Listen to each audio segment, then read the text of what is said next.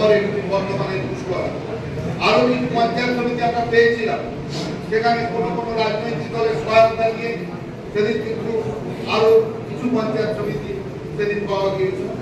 তারপর 2001 সালের নির্বাচন, বিধানসভা নির্বাচনে রতনপুর এবং দাসপুর, সেখানে মূলত কি উঠে এলো, তাদের নেতৃত্বের দাবি কি এবং আপনার কি বক্তব্য? প্রথমেই আজকে এক প্রত্যেকে উৎসবের মেজাজে আজকে কিন্তু এই যৌথ সভায় বক্তব্য রেখেছে। প্রথমেই যেমন প্রত্যেকটি অঞ্চলের সভাপতিরা সর্বভারতীয় তৃণমূল কংগ্রেসের সম্মানীয় সভানেত্রী মমতা বন্দ্যোপাধ্যায়কে ধন্যবাদ জানিয়েছেন, তেমনি দলের সম্মানীয় সেনাপতি শ্রী অভিষেক বন্দ্যোপাধ্যায় মহোদয়কেও ধন্যবাদ জানিয়েছেন।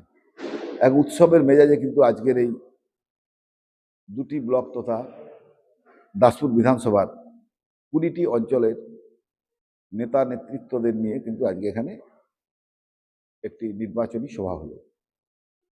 সহৎসাহে সবাই বলেছে যে তারা ইতিমধ্যেই কাজে নেমেছে এবং আজকের মিটিংয়ের পর তাদের যেখানে যতটুকু প্রচারের প্রয়োজন, যাদের কাছে যাওয়া প্রয়োজন, তারা প্রত্যেকেই তা কিন্তু করবে।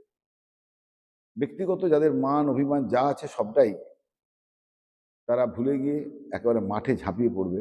আজকে কিন্তু সভা থেকে এই একটাই সুর কিন্তু ভেসে এসেছে। নির্বাচনে, বিগত নির্বাচনে এখানকার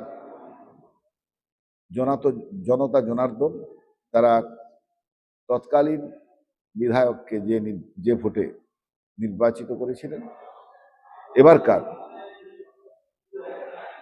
সেটাকে ফেলে এক ঐতিহাসিক ফলাফল যাতে দিতে পারে সে ব্যাপারে সচেষ্ট হওয়ার আজকে প্রত্যেকেই কোথাও কি কোনো কমিটমেন্ট খামতি আছে বলে মনে হচ্ছে কোনো অঞ্চলে, কিংবা কোনো নেতৃত্বদের মধ্যে অন্য নেতৃত্বদের ব্লকে কিংবা অঞ্চলে?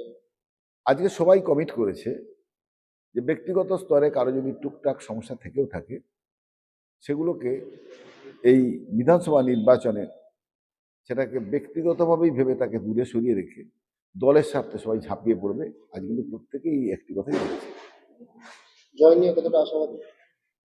আমি প্রথমেই বললাম, এই জয় তো বাংলার মানুষের জয়, এই জয় তো বাংলার সম্মানীয় মুখ্যমন্ত্রী মমতা বন্দ্যোপাধ্যায়ের তার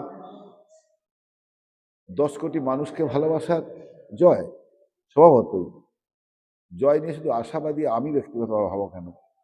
আজকে এখানে সকল দলের নেতৃত্ব, দলের সক্রিয় সদস্যরা তারা জয় নিয়ে প্রত্যেকেই আশাবাদী এবং বিগত দিনে আমরা যত ভোটে এখানে জিতেছিলাম তাকে অতিক্রম করে এক ঐতিহাসিক ফলাফলে তারা প্রত্যাশী।